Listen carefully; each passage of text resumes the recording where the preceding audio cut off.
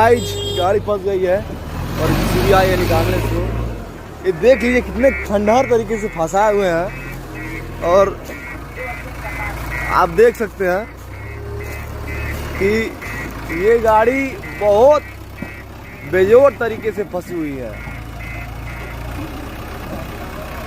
और सीबी आई है। हल्का सा अगर कुछ होता तो पलट जाते हैं। ये देखिए गाइज,